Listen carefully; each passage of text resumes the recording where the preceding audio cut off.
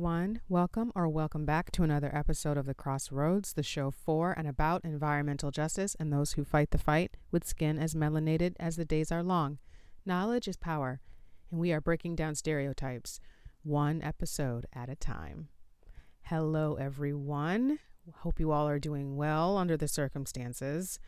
Welcome or welcome back to another episode of The Crossroads. So, this episode, I think, is going to be the best notes from the field ever.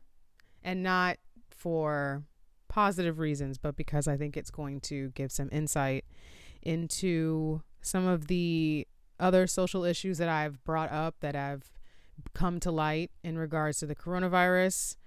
And that's the prison system. So if you all recall, I did an episode entitled Barriers where I got with Ken, and he's been trying to find a way to amplify the message about the situation in the prisons right now. Of course, obviously, they are not immune and in tight confined quarters, and the methods that are being used aren't necessarily for the benefit of the inmates. And I'm not going to say any more than that because Ken does a very excellent job of doing that himself. So get your picket signs ready. Hopefully you guys ordered your coloring books and all that jazz, and you've got extra cardboard from all the things you've been ordering, so you can make some signs. So I suggest when we can, or maybe we just take a picture of the signs. But either way, get ready to be outraged. So what's going on? How you doing? What's new? What's new? Let's see. So still in school, still working, just trying to keep the podcast going. Yeah. Just regular stuff. Yeah. I understand. Yeah. But how are you? What is going on? Oh, it's a lot going on here, man. It's right now they got it as on the BOP.gov. My folks say they got it as 32 confirmed cases of COVID-19, and 2 staff. But however, the way they going about it, it's like on the whole compound you got what we call we got 12 different units. Mm-hmm. So every unit is you ever seen Orange is the New Black? Yeah. It's kind of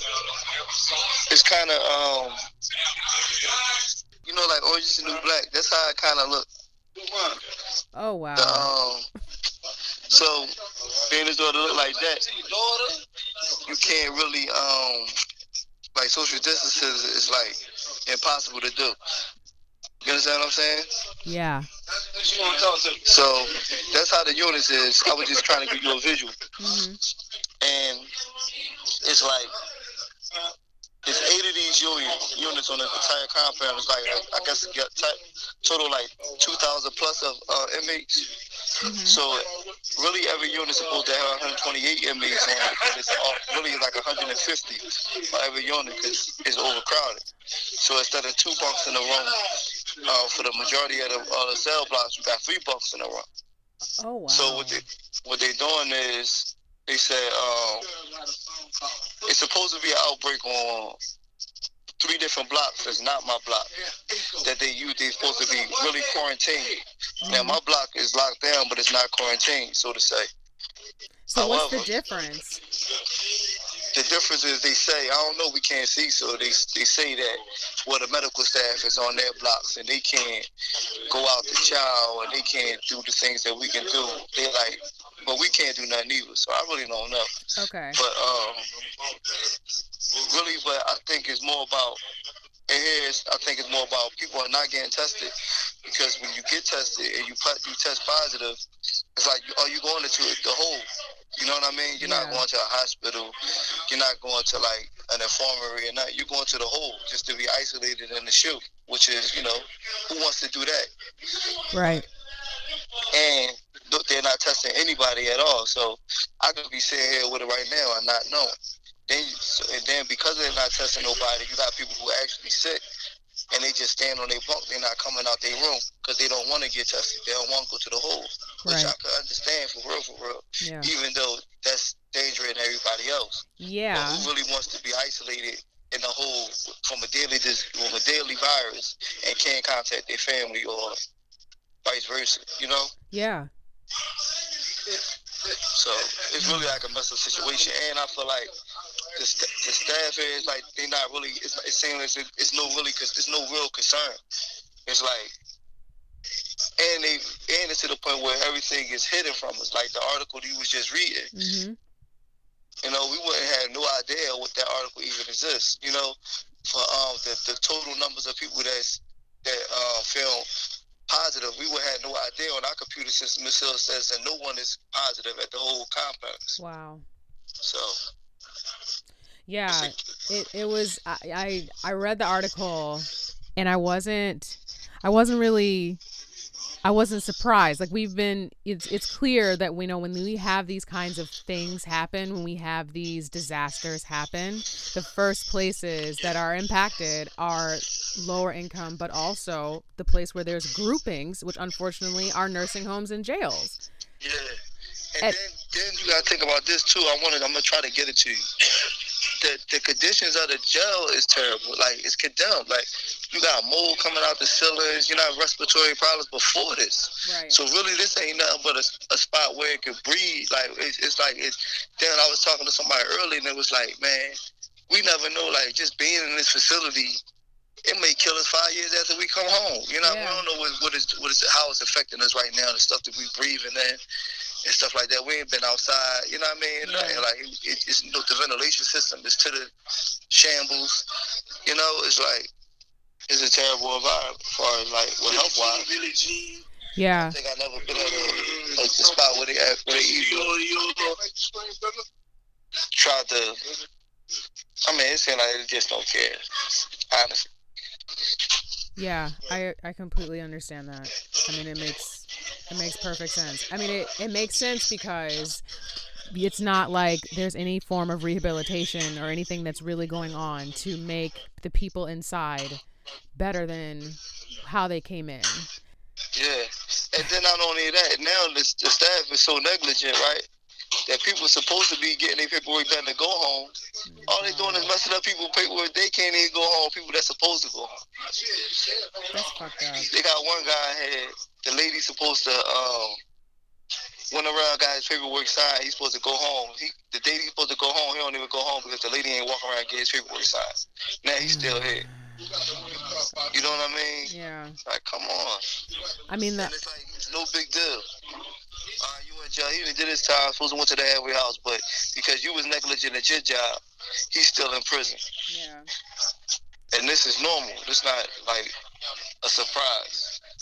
No, it's not. And it's also very much like, you know, I don't even know how to explain it.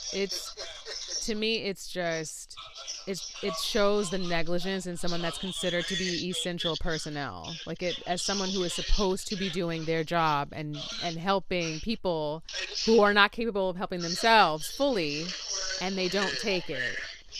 And it's just, and I of course read that I think maybe the Attorney General disagrees, and obviously Bob Barr is supposed to be investigating what's going on. But I mean, this isn't new to this is not new to the coronavirus. This is not unique to the coronavirus, right? Like this isn't. And then even with the Barr situation, like we read something earlier where it said that don't send us your case managers are working diligently to find out. That's bull crap.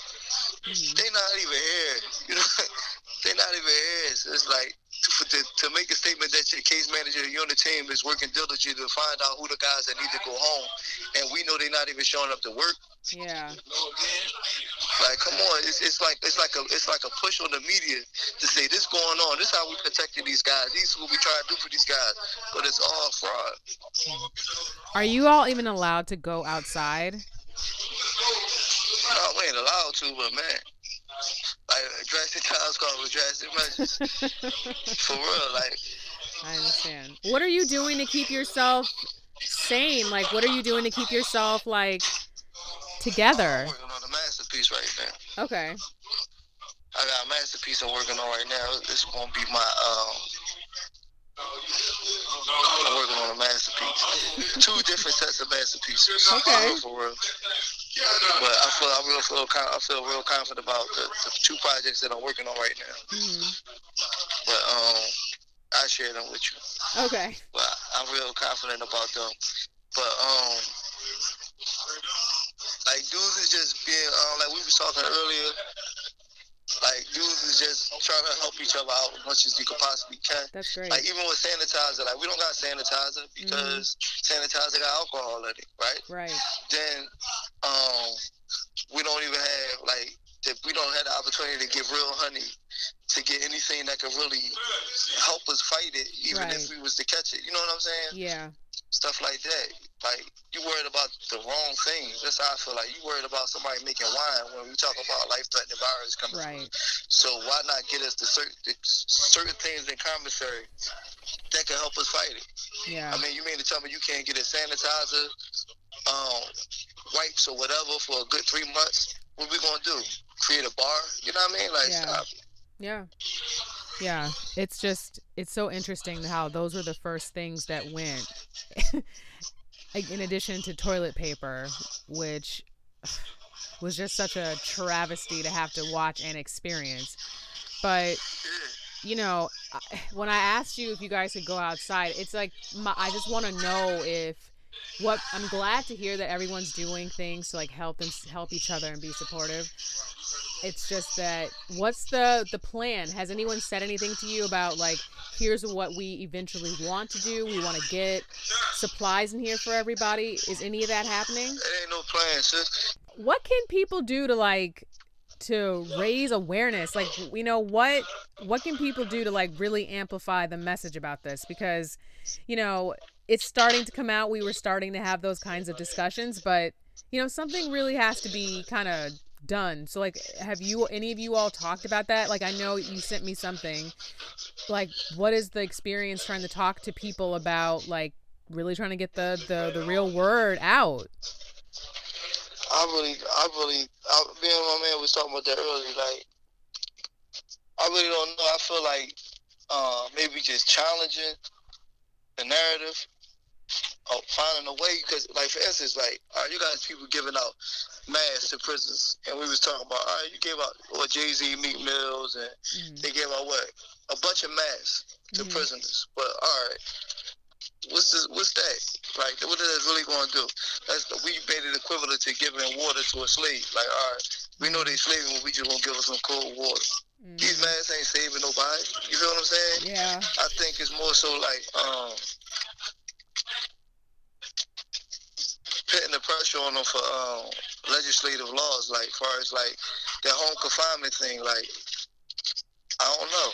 I really don't got the answers. I just know that right now, what's going on right now is just like you just sitting there hoping that it don't hit you. Yeah. Understanding that it's a strong possibility that it will. Yeah. And that it may already have. Yeah. Have you talked to your family at all? Yeah, I talked to my family. Yeah. How are they? My family cool. Yeah. Family good. I haven't had any family members that have been affected, but I had friends who have lost it. I got a friend who lost their mom. He was sick. He lost his mom. She passed. Then my one homie, his girl and his son had it. They wound up being okay. So I don't know, but I know it's expected to hit Philadelphia real hard. Just coming up a couple days, I guess. So. Yeah, they're saying the same thing about DC too.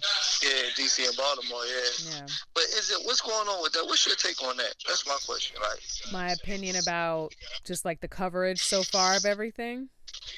No, just the way that it's affecting black people, and it's like, to me, it's like, all right, we're gonna hit New Orleans, we're gonna hit Detroit, we're gonna hit New York City, we're gonna hit, you know what I mean? Like these black cities get hit, like. Yeah, I think it's because a lot of these are already like vulnerable communities. These are already places. All the places that you named are places that, in some way, have if some other prior existing condition going on. Like, I mean, so it's not surprising. Like I've seen a lot of people posting about it on social media, and I know that it's something that, you know, we should have a conversation around.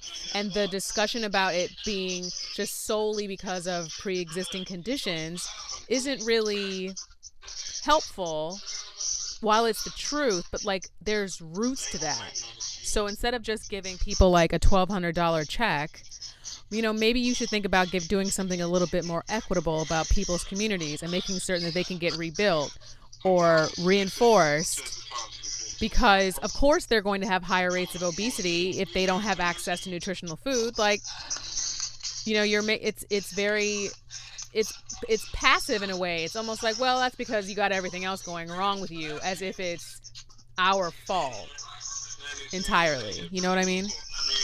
Yeah, I understand what you're saying. That's like even here, like that's another thing too. Like people with the preconditioned illnesses, right? Mm-hmm. So that's going on here. Like I got brothers here that, you know, got all type of bronchitis, got all type of sleep apneas, got all type of asthmas, heart, cholesterol, high blood pressure, diabetes, and you're not even checking on these people. Right. You know what I mean? Then, like I was telling somebody earlier, like I can see if, like, it's basically like it's inevitable it's gonna hit the prisons, right? Oh, yeah. All right, we know it's gonna hit the prison. It ain't really too much you can do about that as a system to say, well, you know, you just prepare for it. But right. You would think that they would say, all right, we're gonna identify the people that's the most vulnerable and put them in the best situation that we can possibly put them in. Right. Right? But it's nobody even checking up on them. You know what I mean? Yeah. You got people here over 60. You got people here that's going through all type of illnesses, and you're not even checking up on them at all. It's just like, if you hit them, then they just, sad to say, like, they got a strong possibility of dying.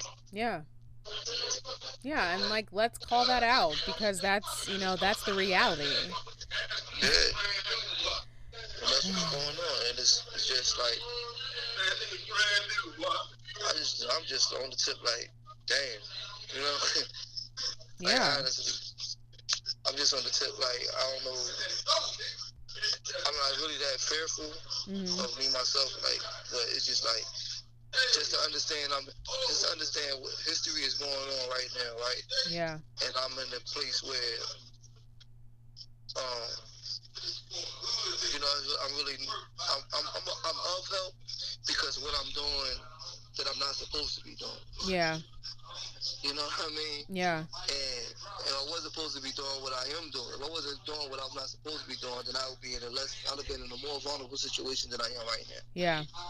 And I think that was what I was asking you earlier, was if you were, have you had any success talking to other folks there to say, like, yo, like, we should, you know, talk about this, like, and how has that been received? Are people with it? Like, it's fair. Getting discovered, getting punished for doing it. I think even here it's still a sense of naiveness. Like, it's not really going to happen the way that they say it's going to happen. Oh. You know what I mean? I think it's more so, maybe it might be that on both sides. You know what I mean? It's not on that, maybe on the MA side and as well as on the staff side, it's that it's naiveness, like, and it's not really gonna happen. So people still fearful of the repercussions of what will happen. Okay. You know what I'm saying? Yeah. I mean, that's a hard thing to go against. It's hard to make that choice to be like, yeah, I'm gonna stand up for this thing that could possibly get me harmed in some way. Yeah, I mean, yeah, that's what's gonna happen. I mean, and that's what happened with the situation that I before to you, was that somebody introduced fear to him. You know what I mean? Yeah. And then you got ignorance that go along with it too. You got, as far as not with him per se, but just others. You know what I mean? Yeah. It's just, I don't know. I, Honestly, I know. This is just just a mess, like a shit ass mess. Yeah, it's a must, and it's like, being as though that I got access to see what's going on in the world, I feel like I am a part of the world. Yeah, you so are. For people, but I also know what it feels like to not even have an understanding of what's going on. Yeah. So I feel for those guys as well that they have facilities or whatever, and they have no access to really see what's going on, because people getting lied to inside of these prisons. Oh, we're getting lied to out here too. Yeah. There's a lot of misinformation. There's a lot of everything going on, and it's going to be a long time before we get to a place where all of this can be like thoroughly analyzed and reviewed. But the thing that is just completely irrefutable is that the most vulnerable populations are the ones that suffer the most when things like this happen. Yes. And that's the thing that I think people have to come get a grip about. Like, this is what happens. And so now we have to talk about and figure out how we're going to change it. Like, what we're going to do to make it stop, Yeah. And that's, I was watching something with, I didn't watch it. I seen that the advertisement for the Puff Daddy Revolt thing. Oh, yeah, I didn't see it. I haven't watched it. Yeah. And he was saying that, and I think that's what's needed too, like just, like just a reboot. Yeah. As black people, just to really understand what's going on, and just to have people like that, that stature, educated people on the platform, and really teaching unfiltered, right? Yeah. To say, because I feel like a lot of our leaders that we may have, or supposed to be leaders, are filtered. You know what I mean? Mm-hmm. And because they're filtered, they can't really say what's really going on. And at the end of the day, we be misled. Because I tell my family now, it's like, all right, even on the economic side of things, like Lord willing, you know what I mean, God willing, everything bounce back. Mm-hmm. You know what I mean? If it's not speedy, it just bounce back to the point where people could go outside and be healthy, going outside. Now, as America, like, it's going to have to be, you're going to have to rebuild the entire economy, right? Mm-hmm. So if you have to rebuild the entire economy, that means it's going to be all type of small business loans and things like that out there. Right. You know what I'm saying? Mm-hmm. And because there's those things out there, it's time for us to just say, all right, this is the type of business that I want. Instead of me invested in a McDonald's, or instead of me invested in these things that's killing us right now, I'm going to invest in a whole food. I'm going to come up with a farm where I could grow my own fruits. And, you know what I mean? Yes. And things like that, and just start bringing these things into our neighborhood. Yes. Because these are things that we see now, like, that's the things that's harming us. Yeah. Yeah. I'm really glad that you said that, because that's really like the message that needs to get out, is like, how are we going to come out of this and be more sustainable? And just like when we talk about sustainability in terms of not just, the ecosystem that we rely on, like the natural ecosystem, but also internally. And I think one of the main things to do that is a just transition, particularly for folks who are incarcerated. Like, we have to have a better, more robust and comprehensive plan for every single person that comes out, so that they can become a productive member of society, if that is supposed to be the goal. You know what I mean? Like, and it's not happening. And yet there are, in some cases, and I've mentioned homeboy industries before, but there needs to be more of that. That needs to be the standard across the country. Not just a couple of great programs here and there that get notoriety. And that is one of the things that I would say is missing right now. And that's what, to me, the most important things about urban sustainability are not just the environment, but also like society, like an equity for everybody. Yeah, what do that look like to you? Like, I've been thinking about it, like recycling. What is your take on recycling? Well, recycling is really only 1/3 of the cycle. So it's supposed to be recycle, reduce, reuse. Unfortunately, we just put a lot of emphasis on just recycling. And the problem with recycling is that, well, first of all, it's it's confusing as fuck. Like, you know, you can read the things on the bottom, the symbols that will tell you, okay, you can recycle this, but there's different, it doesn't all go in the same bin. And if you put it in the same bin, it doesn't get recycled. And it's a lot of effort and a lot of work. And it's in everything, you know, like plastic and pieces of cardboard. Like all these things are in all the packages that we get. They're in everything. So it's more, it needs to be more about reducing and reusing. And something that's come up in my research is like that trying to ask people who don't have the time or the finances to be able to, you know, eat out every night or whatever it is, you know, they don't have that level of privilege. Disposable economy works. And it is not fair to ask them to then in turn do all the labor that is really being done by the rich. Like that, all the, you know, that the wealthier are actually the ones that waste the most. Yeah, because I'm trying to figure out, right, like me going back to my neighborhood, right, and me going back with the intentions on being a leader within my neighborhood, not the leader, but a leader within my neighborhood, and coming back with an innovative vision for my neighborhood, right? Now, I'm trying to figure out what's something that I could do to add an environmental component to my neighborhood, because it's like, I always was thinking about, like, urban farming and I said recycling because I always had in my mind like this, like a children recycling program, right? Because I remember reading the article about this girl from Nigeria that went to MIT, and she went back over to Nigeria. She started recycling and like giving them refurbished electronic appliances, and that inspired me. That was probably 10 years ago.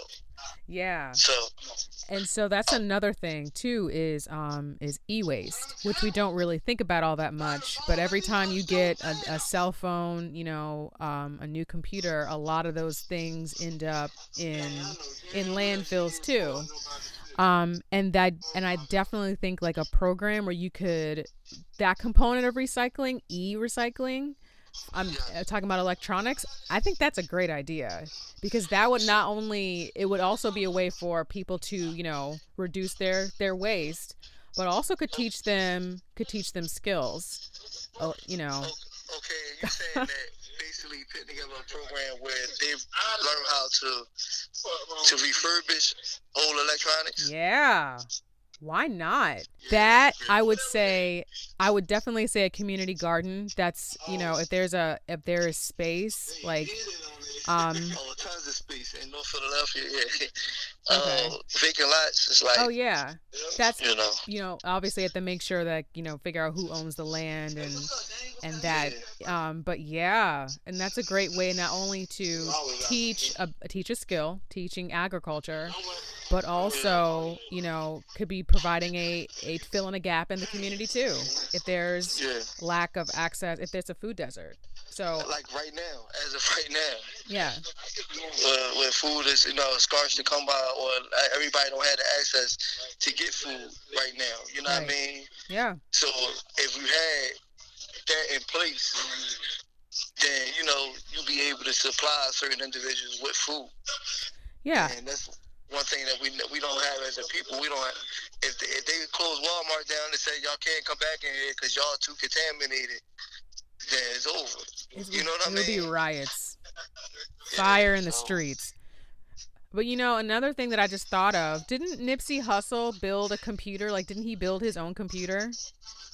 Yeah, he did build his own. He built his own computer. Yes. Yeah. So I mean, I think like that's a great angle to even like get the kids to be interested in wanting to do it in the first place. Yeah. But to go back to that. It is music because you got a lot of kids that's like interested in engineering. You got a lot of kids that's interested in like learning how to make beats and stuff like that. Oh yeah. And if you just add that component to it, like even teaching the kid how to operate a studio, you know what I mean? And maybe they could build a studio from scratch. You know what I mean? But you would have to, I guess, partner with engineers and stuff of that nature. Yeah. Which I'm pretty sure it won't be that. I don't think it's harder than what it sounds. Because especially black engineers, I think a lot of them would love to do that type of stuff. Um, so that's something to think about. Yeah. So, I think that would be you a know, great idea.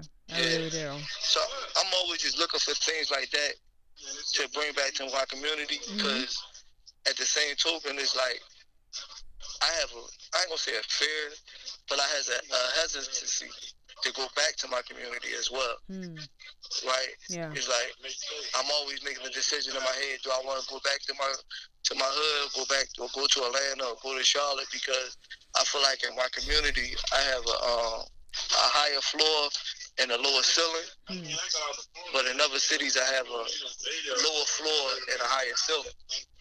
Because it's just the fear, not the fear, I only use the word fear, the concern of getting caught up in just the everyday life of my neighborhood. Even if I'm being a positive influence within it. I mean, sometimes you have to leave home to understand it and just like get back to where you can see its purpose. I think sometimes you just have to be away from it for a little while to kind of get back to that place, you know. And yeah, I kind of been away from it for a while. Yeah. And maybe if you just went home for a little while and then maybe move somewhere else. But if you think like you run the risk, I don't know. I mean, there's lots of great opportunities in Atlanta and Charlotte too. I think Atlanta's a little oversaturated. But Charlotte is supposed to be really great. So I don't know. Maybe I'd think about it. I don't see why not. Yeah, I know. This should be wrecking my brain. It do, man. Yeah. I got a lot. I think I told you I got a lot of positive feedback the last time we got together and talked. Oh, yeah, that's great. Yeah. That's great. Yeah. I appreciate you. No doubt about it. Oh, yeah. I mean, I definitely appreciate you, too. Yeah.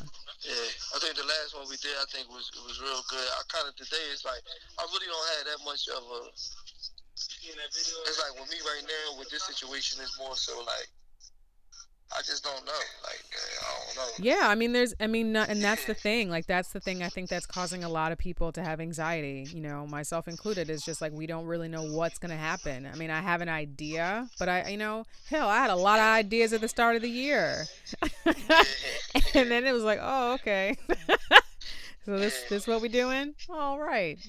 You know, but, and I can say that and be funny about it, but the reality is like, this is not some punk ass shit. Like, this is real, you know, and it's affecting people. Warfare, me personally, I think it's biological warfare, and it's a fight for the global economy.